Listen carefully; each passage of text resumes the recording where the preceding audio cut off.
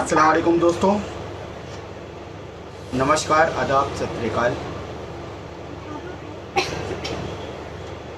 अपने वादे के मुताबिक आपसे गुफ्तगू करने के लिए आपके बीच हाजिर आए। अजीज़ दोस्तों,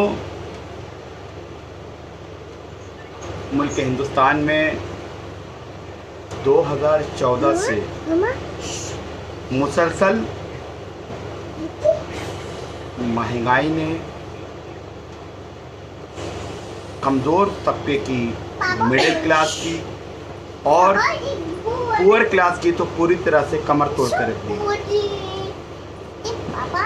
2014 मई में जो सरकार वजूद में आई, उस वक्त जो कीमतें मुल्क हिंदुस्तान में थीं, चाहे वो रोज़मर्रा की ज़रूरतों में आने वाली चीज़ों की बात की जाए, चाहे वो मुख्तलिफ़ और चीज़ों की बात की जाए, चाहे इंसान से जुड़े हुए हर एक वो ज़रूरत के सामानों की बात की जाए, तो तमाम चीज़ों में हम जिस पायदान पर थे आज उससे कहीं ज़्यादा हो गए, मतलब तसव्वुर से ज़्यादा हो गए।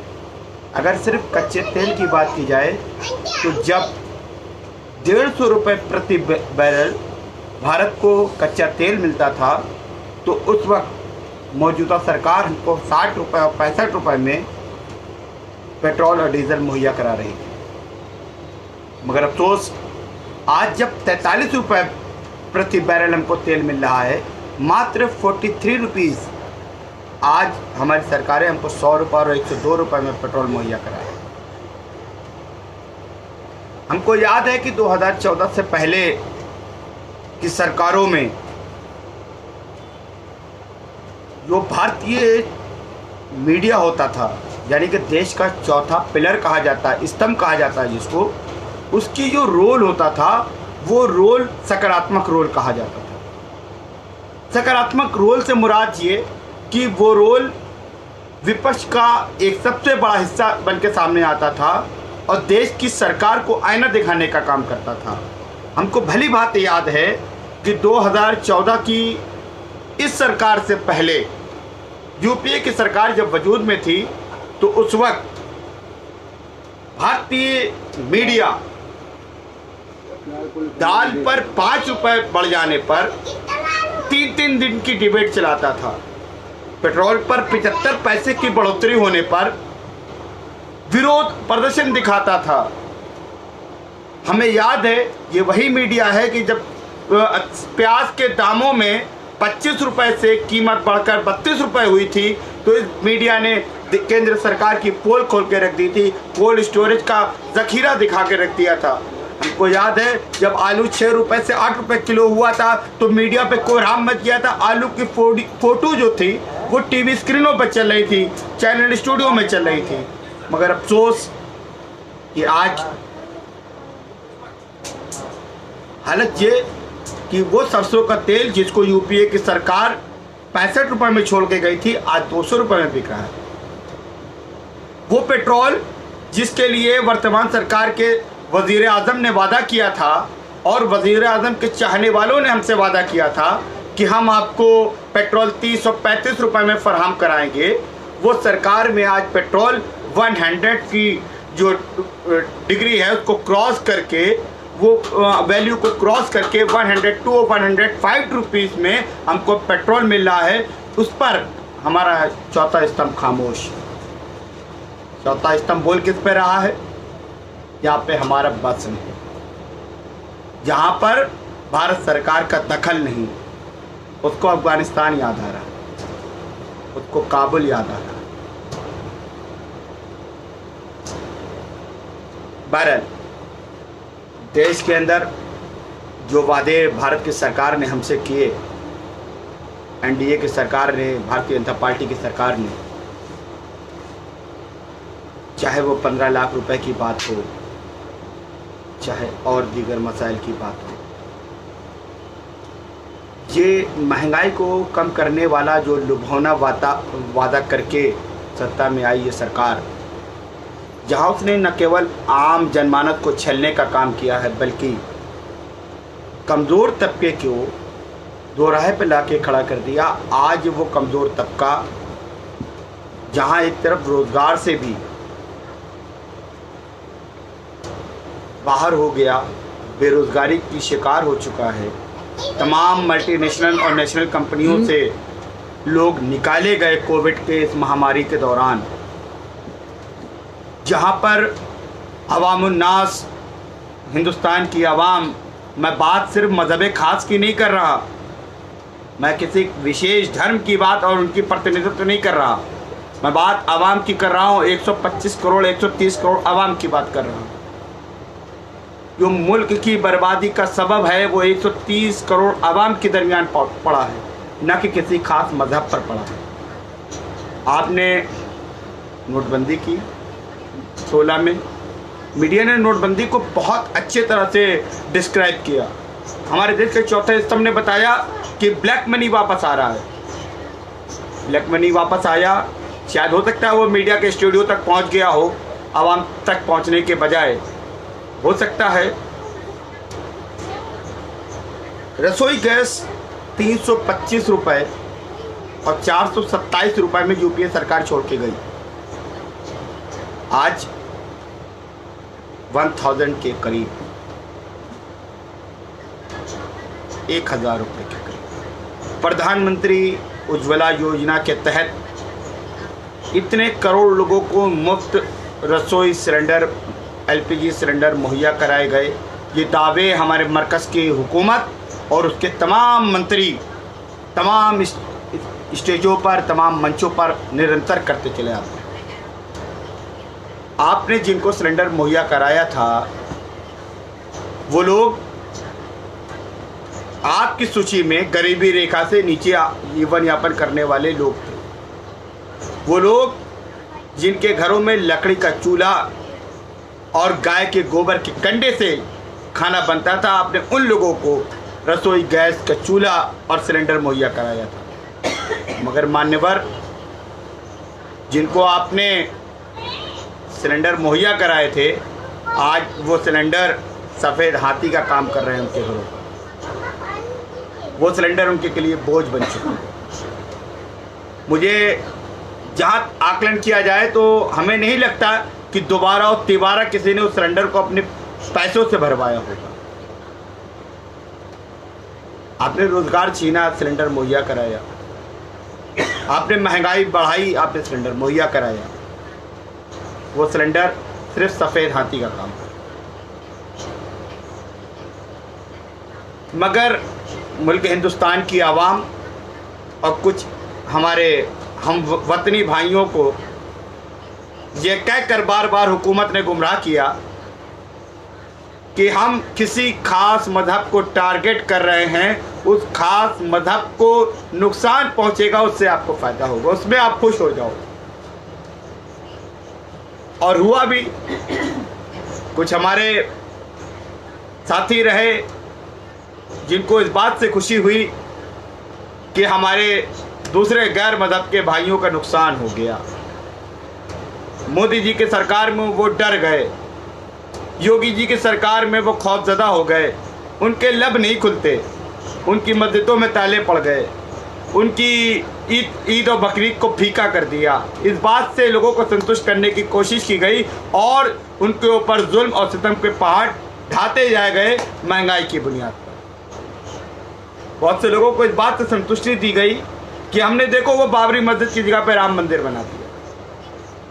अरे भाई, जिन आपने अपने लोगों को ये कहकर बरगलाया या उनको बहकाया या उनको गुमराह किया, क्या उनको आपने रोज़गार से फराहम किया? क्या उनके इंफ्रास्ट्रक्चर को मजबूत करने की आपने कोशिश की? क्या उनके फाइनेंशियली हालात को बेहतर करने की सरकार ने कोई कदम उठाया? हम अपनी बात नहीं करते। आपने हमारे उन लोगों को ये कह दिया, हमारे हमवतन भाइयों से ये कह दिया कि एनआरसी और सीए में हम जितने करोड़ मुस्लिम समुदाय को, वर्ग विशेष को बाहर कर देंगे। ये बताइए कि आपने अपनों के लिए कुछ किया? अपनों के लिए कुछ किया? नहीं। सिर्फ दूसरे को नुकसान, दूसरे को पनिशमेंट, दूसरे का हैरेसमेंट से खुश करने का काम किया। आपने कहा 370 हट गई कश्मीर से, अरे तो हम इसका कब विरोध कर रहे थे? हम तो चाहते थे कश्मीर हमारे मुल्क का पूरी तरीके से हिस्सा बने, अंग बने। हमने कभी विरोध नहीं किया कि आप 370 ना हटाइए। मुल्क हिंदुस्तान को अगर कश्मीर का एक खित्ता मिलने से अगर मुल्क हिंदुस्तान के वजूद को ताकत मिलती है तो हम मुल्क हिंदुस्तान के रहने वाले उन कश्मीरियों के हुकूक की भी बात करते हैं ना। आपने कश्मीर में सिर्फ ऐसा नहीं कि मुस्लिम समुदाय का शोषण किया 370 हटने के बाद, हमारे सनातनी भाइयों के साथ भी वही बर्ताव हुआ। अगर जैमर लगा, वहाँ के नेटवर्क डाउन किए गए, वहाँ की कॉलें अगर नहीं हुई, वहाँ इंटरनेट नहीं चला, तो ऐसा नहीं सिर्फ मुस्लिम समुदाय के लिए ये पाबंदी हुई, वहाँ तो हमारे सनातन भाइयों के साथ भी यही हुआ ना। अगर वहाँ पर 6 महीना लोग कर्फ्यू के हालात से गुजरे हैं तो सिर्फ वर्ग विशेष को नुकसान नहीं हुआ। मगर ये बात हमारे वो जिनको लोग भक्त कहते हैं उन भाइयों को समझी में नहीं आती है कि हमें फ़ायदा क्या हुआ। वर्ग विशेष को नुकसान हुआ तो हमको क्या फ़ायदा हुआ, ये बताए हुकूमत। मेरे अजीज़ दोस्तों और वो भक्त वाले मेरे भाइयों, 2014 से पहले वो जहनीत हमारे मुल्क की नहीं थी। अभी 25 रुपए LPG पे बढ़े हैं, सिलेंडर पे बढ़े हैं।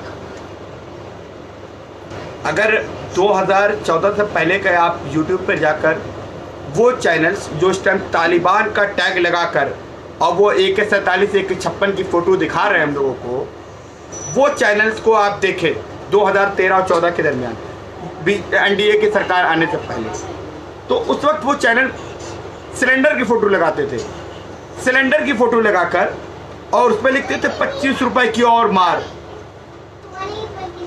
गरीब पर बोझ लादा UPA सरकार ने, गलत नीतियां UPA सरकार की। तो जो निष्पक्षता, निर्भीकता, सत्यता हमें चौथे स्तंभ से दिखती थी और हम चौथे स्तंभ की तारीफ करते थे, आज कहीं ना कहीं हमें पीड़ा है कि चौथा स्तंभ दिखाता है कि वो एक एक्टर की डेथ हो गई, 24 घंटा उस पर बहस होती है, 24 घंटे उस पर बहस होती है कि एक के घर में कुत्ते ने खाना नहीं खाया चैनल पर। 24 घंटे में इस बात पर बहस होती है नेशनल चैनल पर कि वो तालिबान पर जो है दहशतगर्दी तारी हो गई। मुल्क हिंदुस्तान के चैनल हैं कि आप विदेश के चैनल हैं? आप विदेश की अगर नुमाइंदगी कर रहे हैं तो आप ये भी दिखाइए कि अमेरिका में हमारे साथ किस तरह से बिहेव होता है उन लोगों को जो 3rd क्लास की जॉब पे जाते हैं। आप 1 क्लास की जॉब को क्यों दिखाते हैं? जो 4th क्लास की रैंक की जॉब पे जाते हैं उनके साथ क्या बिहेव होता है? आप दिखाइए फ्रांस में इंडियन के साथ क्या बिहेव होता है। आप दिखाइए कि यूके में किस तरह से तमाम वाक्य सामने आए पिछले 12-13 सालों के अंदर कि वहाँ पे गवर्नमेंट के रूल्स में किस तरह से इंडियन के ऊपर जो शोषण और हैरेसमेंट करने का काम किया। Afghanistan, Pakistan, Saudi Arabia, Dubai, Qatar, ये सब क्या है? मगर इसका जो रोल है हमारे वर्तमान में भारतीय मीडिया का, वो role as a spokesperson of ruling party, ऐसा लगता है कि हमारे किसी रूलिंग पार्टी के प्रवक्ता डिबेट पे बैठकर बात कर रहे हों, उस तरह पक्षपात की बात हमारा चौथा स्तंभ जब करता है तो शर्मिंदगी महसूस होती है। ऐसा लगता है कि देश का चौथा स्तंभ जिसको कहा गया और भारतीय संविधान में जो एक आम जनमानस से ज़्यादा के अधिकार चौथे स्तंभ को दिए गए और उसके ऊपर एक आवाम को बिलीव करने की जो पावर दी गई, जो बात कही गई, वो खत्म होती नजर आती है। लगता है कि चौथा स्तंभ भारतीय संविधान को नुकसान पहुंचाने का काम कर रहा है।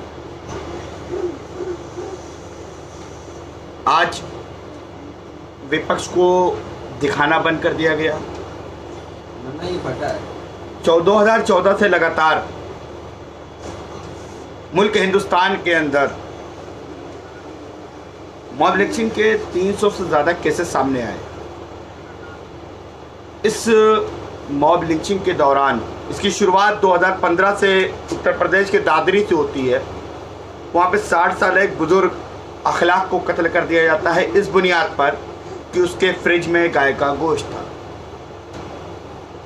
मैं वहाँ के दादरी के तमाम जिम्मेदार लोगों को मैंने उस वक्त भी पूछा था 2015 में भी, और आज फिर इस बात को रिपीट कर रहा हूँ कि दादरी के उस गांव में जहाँ पर अखलाक का घर था, जो मर्द मुजाहिद अखलाक को मारने के लिए जो मेरे हिसाब से जो नपुंसक लोग जो एक 60 साल वृद्ध को मारने के लिए एक मॉब लेकर उसके घर के अंदर घुसे थे, क्या वो गाय को कटते वक्त वो उस वक्त नहीं रोक पा रहे थे? गांव के अंदर ही जब उसके फ्रिज में मीट आया तो जाहिर सी बात उसने बकरीद में गाय की कुर्बानी की होगी। अगर गाय की कुर्बानी की तो उस वक्त उसके घर पे नहीं घुस पा रहे थे। और इतने बड़े वैज्ञानिक हो गए वो लोग गांव के कि उन्होंने गोश्त देख कर बता दिया ये मांस जो है गौवंश है। और अगर ये बात है तो वो भारतीय मीडिया उस वक्त कहाँ मर जाता है जब कलकत्ता में आज भी गौ मांस बिकता है। ये भारतीय मीडिया उस वक्त कहाँ मर जाता है जब केरल में आज भी गौ मांस बिकता है। तो ये वो लोग जो उत्तर प्रदेश के अंदर चीख के गाय को माता मानते हैं, हम भी गाय को खाला मानने को तैयार है। आपकी माँ है तो हमारी खालादाद माँ हो गई, हम भी खाला मानने को तैयार है। हम इनकार नहीं कर रहे, हम भी कहते हैं गाय हमारी मौसी है। मगर आप देश के ही हिस्से में, भारत के हिस्से में, भारत के दूसरे राज्य में वही दोहरा चरित्र आप दिखा रहे हो। एक स्थान पर माता बांध रहे हो, दूसरे स्थान पर माता को जुबा होते देख रहे हो, उसके बाद भी आपके लब नहीं खुल रहे, आपके होठ नहीं खुल रहे। आपका गवर्नर वहां पर बैठा हुआ है, केंद्र में आपकी सरकार है, गृह मंत्री आपका है, आप नहीं बोल पा रहे। क्यों? क्यों? सेकंड स्टेप आइए। देश के अंदर 5 बड़े कारखाने हैं, 5 बड़ी फैक्ट्रियां हैं, जिन बड़ी फैक्ट्रियों में गौवध होता है, गाय का कत्ल होता है। वो सारी इंडस्ट्रियां किसकी हैं? जैन भाइयों की हैं, ब्राह्मण भाइयों की हैं, और उसको सप्लाई किया जाता है विदेशों में। हमने 2015 में भारत की सरकार को लिखे गए अपने पत्र में, जब अखलाक के कत्ल के बाद हमने 2 दिवसीय अनशन किया, और उस आमरण अनशन के दौरान हमने पत्र लिखा भारत सरकार को कि हम चाहते हैं कि गाय को राष्ट्रीय पशु घोषित किया जाए, आप नेशनल एनिमल की फेरिस्ट में गाय को शुमार कर दीजिए, और जब आप उसको, आपके लिए वो पूजनीय है, आपकी वो माता है, तो हमारी वो खाला है। हम चाहते हैं कि उसकी इज्जत, उसका सम्मान हो, और गाय की प्रतिमाएं भी स्थापित की जाएं। हम चाहते हैं बिल्कुल सम्मान मिले। मगर सबसे पहले आप अपने मित्रों से कहकर वो 5 बड़ी फैक्ट्रियों को सील करवा दीजिए, मरकजी हुकूमत इस पर अमल पैरा हो जाए, और जो गाय के साथ जो अपनी माँ को बेचने का काम लोग कर रहे हैं, गाय माता है तो माता को बेच रहे हो ना, विदेशों में बेच रहे हो भाई। इंडिया में 200 रुपया किलो बिकता है, केरल में, कलकत्ता में, वहां पर बड़ी रकमों में बेच रहे हो, माँ के साथ व्यापार कर रहे हो। तो अपनी माँ को बेचना बंद कर दो। हमने पहले भी कहा कि माँ को बेचना बंद कर दो, माँ का व्यापार बंद कर दो, माँ को बेच के पूंजीपति की लिस्ट में आना बंद हो जाए। कम से कम थोड़ा तो जमीर जागे। तो उस वक्त अखलाक के कत्ल पर टीवी के पास, चैनल के पास वक्त नहीं था। उसके बाद अलीमुद्दीन का कत्ल हुआ, चैनल के पास वक्त नहीं था, एक हिंदुस्तानी मारा गया, उसके लिए भारतीय चैनल क्यों बोलेगा? हाफिज जुनैद का कत्ल हुआ तो एक इंडियन मारा गया, उसके लिए भारतीय चैनल क्यों बोलेगा? अफराजुल मारा गया, एक भारतीय मुसलमान मारा गया, उसके लिए भारतीय मीडिया क्यों बोलेगा? कासिम मारा गया, उसके लिए भारतीय मीडिया क्यों बोलेगा? तबरेज मारा गया, उसके लिए भारतीय मीडिया क्यों बोलेगा? मगर अफगानिस्तान में एक अफगानिस्तानी मार दिया गया, उसके लिए भारतीय मीडिया के पास वक्त है, वो बोलेगा, जरूर बोलेगा, क्योंकि वहां पर धर्म विशेष के लोगों को गंदा करना है, नीचा दिखाना है, अपमानित करना है, उनके धर्म का मखौल बनाना है, सिर्फ इसलिए बोलेगा ना। और उससे हमारे भक्त भाइयों को बरगला देना है, उनसे उनके दिलों में खुशी और ठंडक पैदा कर देना है। तो भारतीय मीडिया और हमारी मरकज़ की हुकूमत अब दोनों के लिए, क्योंकि मोदी जी तो अच्छे दिन लाए थे, मगर हमको लग रहा है कि आने वाला 24 आप लोग के लिए कहीं बुरे दिन ना आए, तो इसलिए बेहतर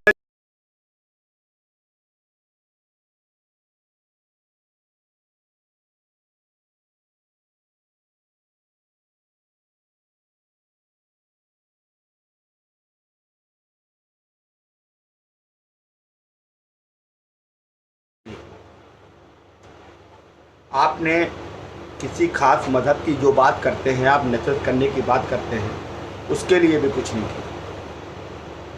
आपने उस मजहब को भी फ़ायदा नहीं पहुंचाया जिसने आपके लिए न केवल वोट बैंक का काम किया, बल्कि आपको दोबारा सत्ता में लाने में भी कोई कसर नहीं छोड़ी। जो आज भी आपका गीत गाते हैं, जो जिनके घर पर आज भी भोजन मुहैया नहीं, राशन मुहैया नहीं, वो लोग आपका झंडा लेकर आप आज भी इसलिए चलते हैं कि आप एक वर्ग विशेष को नुकसान पहुंचा लेते हैं, दबा लेते हैं, डरा लेते हैं, सिर्फ इसलिए वो लोग चल रहे हैं। आपने उनका भी लाभ नहीं पहुंचाया, उनको भी लाभ नहीं पहुंचाया। आज का ये हमारा टॉपिक भारतीय मीडिया से मुताल्लिक था कि भारतीय मीडिया के जो व्यूअर्स हैं, जो देखने वाले उनके श्रोता हैं, उन चैनलों के श्रोताओं में जो दिन ब दिन गिरावट आई है, आज उनको इसका एहसास नहीं है, उनकी टीआरपी किस हद तक गिरी है देश में। क्योंकि वो जो भक्त भाई हमारे हैं, उनकी तादाद जो है आज भी इतनी है, क्योंकि जो एनडीए की गवर्नमेंट इस वक्त रूलिंग पार्टी की शक्ल में सत्ता में है, उसको 33% यानी कि 33% वोट मिला है। 67% लोग अभी भी रूलिंग पार्टी की विचारधाराओं के विपरीत हैं। 67% लोग अभी भी आपकी नीतियों का मुखालफत करते हैं, विरोध करते हैं। 33% लोग, जिनमें वर्तमान समय की अगर बात की जाए और आपकी कारगुजारियों को देखते हुए उसमें और गिरावट आई है। और आगे हमें, और वो चैनल वाले खुद ब खुद देखेंगे बेचारे, जो चौथे स्तंभ हैं हमारे, जो इस वक्त प्रवक्ता का काम कर रहे हैं देश की सरकार के, तो वो खुद अभी देखेंगे।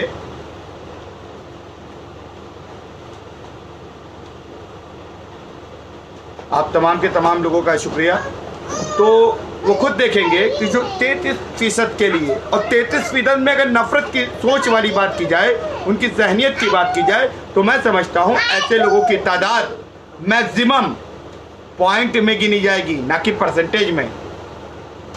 130 करोड़ आवाम का ये मुल्क हिंदुस्तान, जिसमें नफरत की जहनियत रखने वाले, नफरत की सोच रखने वाले, वो दहशतगर्द जो मुल्क के मुस्तकबिल, मुल्क की तरक्की के खिलाफ हैं, या मुल्क हिंदुस्तान के वजूद को ख़त्म करना चाहते हैं, या मुल्क हिंदुस्तान की संस्कृति और सभ्यता को नुकसान पहुंचाना चाहते हैं, या भारतीय अखंडता और अस्मिता के खिलाफ हैं, ऐसे लोगों की तादाद मुल्क हिंदुस्तान में पॉइंट की गिनती में है।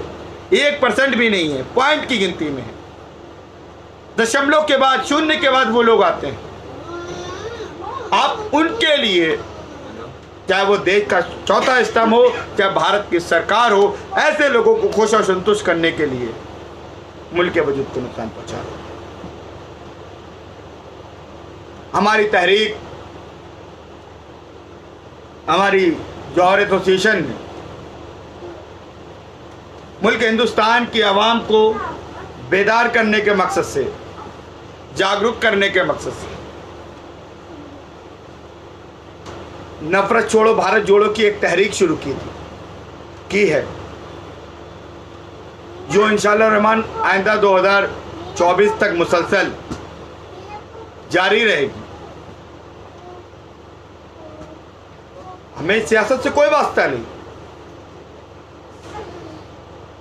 किसी सियासी दल से कोई वास्ता नहीं, ना यूपीए सरकार से ना एनडीए सरकार से। मगर सवाल यह बनता है कि हम सवाल तो अपनी हुकूमत से ही करेंगे। यूपीए की सरकार में जब 1 रुपए एलपीजी में बढ़ता था तब भी हम लोग विरोध करने के लिए सबसे आगे खड़े होते थे। जब 25 पैसे डीजल और पेट्रोल में बढ़ते थे तब भी विरोध करने के लिए सबसे आगे खड़े होते थे। मगर आज 25 रुपए की कीमत एक साथ बढ़ जा रही है, 6 रुपए पेट्रोल पे बढ़ जा रहा है। उसके बावजूद भारतीय मीडिया उसको प्रदर्शित करने में नाकाम नहीं, खामोश है। बहरहाल मेरे अजीज साथियों, इस नफरत के वातावरण में हमने मोहब्बत का एक दिया जलाया है, भाईचारे की एक अलग जगाई है, एक कोशिश की है इंसानियत को फ़रोग देने की, एक पहल की है मुल्क को जोड़ने की, एक काविश है हमारी मुल्क के तस्वीर को बदलने की और तकदीर को संवारने की। उम्मीद है कि मुल्क का वो 99-99.5% आवाम हमारी इस तहरीक का हिस्सा बनेगी, हमारी इस मुहिम का हिस्सा बनेगी। हमें उम्मीद है कि मुल्क हिंदुस्तान की आवाम मुल्क के वजूद के लिए, क्योंकि किसी शायर ने कहा था, न समझोगे तो मिट जाओगे हिंदुस्तान वालों, तुम्हारी दास्तां भी ना होगी दास्तानों में। तो हिंदुस्तान में रहने वाली मेरी आवाम दौर हाजिर को समझे और ये आपको लुभावने वादे और वर्ग विशेष को नुकसान पहुंचाने के जो लालसा भरे चाह आपके प्रति रख के आपको गुमराह करने का काम किया जा रहा है, इससे बेदार होने की कोशिश कीजिए। अपने हुकूक के लिए अपने लब को खोलिए, अपने हक के लिए बोलिए और हकीकत क्या है इसको वक्त का चश्मा उतार के देखिए। इंशाअल्लाह रहमान आपको लगेगा कि मुल्क हिंदुस्तान आज किस दो राह पे आके खड़ा हो गया। हमारी इन नफ़रतों ने हमें कितना जलील कर दिया, कितना हकीर कर दिया। हम कहते थे कि वर्ल्ड के, विश्व के 352 देशों में सबसे आलिशान मुल्क, सबसे ऐतिहासिक मुल्क, सबसे यादगार मुल्क, सबसे वजूद वाला मुल्क, सबसे कामयाब मुल्क, गुलदस्ता मुल्क हिंदुस्तान है। इस गुलदस्ते के अंदर तमाम मज़हब के लोग अलग अलग किस्म के फूल की शक्ल में रहते हैं, मोहब्बत से रहते हैं, इज्जती से रहते हैं, धर्मनिरपेक्षता के साथ रहते हैं। मगर अफसोस कि आज वही वर्ल्ड के तमाम इंटरनेशनल मीडिया और यूएनओ बार बार मरकज़ी हुकूमत से कहता है कि यहाँ पर वर्ग विशेष के साथ सौतेला व्यवहार हो रहा है। क्यों कहता है? हम शान से अपने परचम को, तिरंगा को लहराते हैं, शान से हम उसको सलाम करते हैं। हम मुल्क के आयन और दस्तूर के मुताबिक ज़िंदगी जीना चाहते हैं। हम मुल्क के संविधान के रचनाकार को सम्मान करते हैं कि जिसने इतने खूबसूरत आयन को बनाया, जहाँ पे मुल्क हिंदुस्तान में रहने वाले तमाम शहरियों को बराबर की हिस्सेदारी भी दी गई। और उसी मुल्क में ये नफ़रत की हवा क्यों चल रही है? उसी मुल्क में इस जहरीली हवा के शिकार कितने लोग और आगे होंगे? तो खुदारा मैं अपने तमाम भक्त भाइयों से ये गुजारिश करता हूँ कि मुल्क हिंदुस्तान को पहले बचा लिया जाए, क्योंकि अगर पुरुषोत्तम श्री राम जी की आप बात करते हैं, जिनका नाम लेकर आप लिंचिंग करते हैं, तो मर्यादा पुरुषोत्तम श्री राम ने कहीं भी कभी भी, इवन कि श्री राम जी के बारे में जहाँ तक मैंने पढ़ने की कोशिश की, तो वो एक बैकवर्ड, एक शेड्यूल कास्ट की महिला के झूठे बेर खाकर मानवता का संदेश देने वाले श्री राम, वो पुरुषोत्तम श्री राम जिन्होंने अपने परिवार के कहने पर इतना लंबा वनवास काट दिया, उनके बात का मान रखते हुए वनवास में चले गए। जिसके अंदर त्याग की भावना होगी वो जिंदगी में कभी भी नफरत फैलाने की बात नहीं करे। आप पुरुषोत्तम श्री राम को बदनाम करके, आप श्री कृष्ण को बदनाम करके किसी का खून बहाएं, जी सनातन नहीं कहता। सनातन बहुत संजीदा मजहब है और मानवता और इंसानियत का पाठ पढ़ाने वाला धर्म है। जहाँ पर इस बात को बार बार कहा जाता हो, मरणोपरांत सनातन धर्म में दसगातर में जब गरुड़ पुराण में यह बार बार कहा जा रहा हो कि मानव जाति में, मानव प्रजाति में जीवन जन्म होना मानव के लिए एक बहुत बड़ा उपकार का समय होता है, क्योंकि 70,000 योनियों से यानी 70,000 जगहों से गुजरने के बाद इवन कि कीड़े मकोड़े तमाम चीज़ों का जिक्र आया, जानवर, पशु, परिंदे, तमाम चीज़ों का जिक्र आता है गरुड़ पुराण में कि जहाँ से अलग अलग जन्मों में आपको ज़िंदगी मिलती है, जीवन मिलता है, उसके बाद कहीं जाकर आप मनुष्य जाति में, प्रजाति में जन्म लेते हैं। तो जहाँ पर मानवता का संदेश देने वाला जो सनातन है वो जहर की बात नहीं करेगा, वो कत्ल की बात नहीं करेगा, वो नफ़रत की बात नहीं करेगा। और रही बात मज़हब इस्लाम की, तो मज़हब इस्लाम तो यहीं पर एंड हो जाती है बात कि मेरे आका, मेरे पैगंबर, मेरे आइडियल हुज़ूर अकरम सल्लल्लाहु अलैहि वसल्लम की पूरी ज़िंदगी सिर्फ मानवता पे आधारित है। आपने अपनी 63 साल की ज़िंदगी में सिर्फ और सिर्फ इंसानियत की बात की है, इंसानियत को फ़रोग़ देने का पैगाम दिया है। चाहे वो किसी ज़ईफ़ की अयादत की बात हो, चाहे अपने दुश्मनों को गले लगाने की बात हो, चाहे अपने मुखालिफिन को खाना खिलाने की बात हो, ये संदेश हमें किसी और किताब से नहीं, किताब कुरान से मिला। जो हमें संदेश हमें शरीयत में मिला, जो शरीयती कानून यानी इस्लामी कानून जिसको पैगंबर मोहम्मद साहब ने लॉन्च किया, उस कानून से हमें जो संदेश मिला। तो ऐसे दो मज़हब जो मानवता और इंसानियत के पाठ पढ़ा रहे हों, ये आपस में नफ़रत और कत्ल आम का संदेश नहीं दे सकते। मैं तमाम के तमाम भाइयों से यही गुजारिश करके अपनी बात को ख़त्म करूँगा कि खुदारा मुल्क हिंदुस्तान के वजूद को पहले बचा लीजिए, फिर हम मिलकर अपने मज़हब के वजूद के बारे में सोचेंगे, क्योंकि जब हमारा मुल्क हिंदुस्तान का वजूद बचेगा तभी हम अपने मज़हब के मुताबिक फ्री माइंड से फ्रीडम होकर अपनी ज़िंदगी को गुजार पाएंगे। यही हमारा पैगाम है। तो खुदारा अपने हक़ की आवाज़ बनने की कोशिश करिए, मुल्क की हुकूमत से सवाल करने की हिम्मत जुटाइए कि आपने हम तो भक्त आपके बन गए, मगर आपने हमको क्या दिया? हमने तो आपके लिए दूसरे का कत्लेआम कर दिया, लिंचिंग कर दी, मगर हमें क्या मिला? आज हमारे सनातन भाई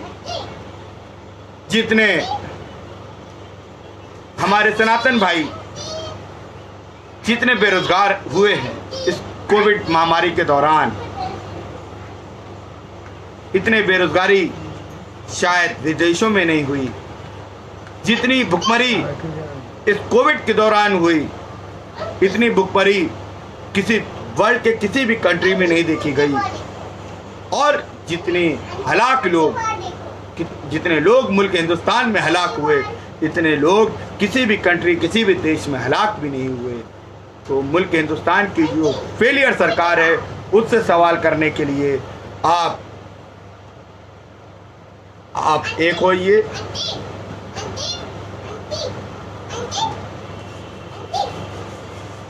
मैं तो कह रहा हूँ आसिफ अलवी साहब, मैं कह रहा हूँ, और ये लिखित में हम लोगों ने कहा है, ये बर्बरी तौर पे मैं इस लाइव वीडियो के जरिए नहीं, हमने लिखित में कहा है आसिफ साहब कि आज 2015-2016 में 2 बार हमने मरकज़ी हुकूमत के वज़ीर आज़म मोहतरम जनाब नरेंद्र मोदी साहब, वज़ीर दाखिला मोहतरम जनाब अमित शाह साहब और सदर जमहूरिया मोहतरम जनाब रामनाथ कोविंद साहब को जो खत लिखे हैं जौहर एसोसिएशन ने, उन खत में हमने उनसे मुतालबा किया है कि आप गाय को राष्ट्रीय पशु घोषित करें। गाय का आप सम्मान करते हैं, माता मानते हैं, हम उसको खाना मानते हैं, हम चाहते हैं कि उसको सम्मान मिले, उसको हक मिले।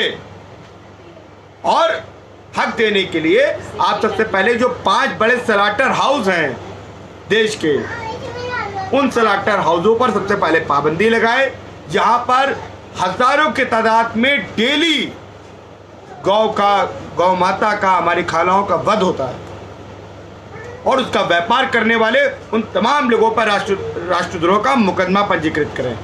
साथ साथ हम ये भी मुतालबा कर रहे हैं अपनी मरकजी हुकूमत से, बार बार ये भी अपनी मरकजी हुकूमत से मुतालबा कर रहे हैं कि देश के अन्य राज्यों में जहाँ पर गौ मांस अलाउ है, वहाँ पर भी गौ का वध करने वाले लोगों को पाबंदी लगाई जाए, गौ के वध को रोका जाए।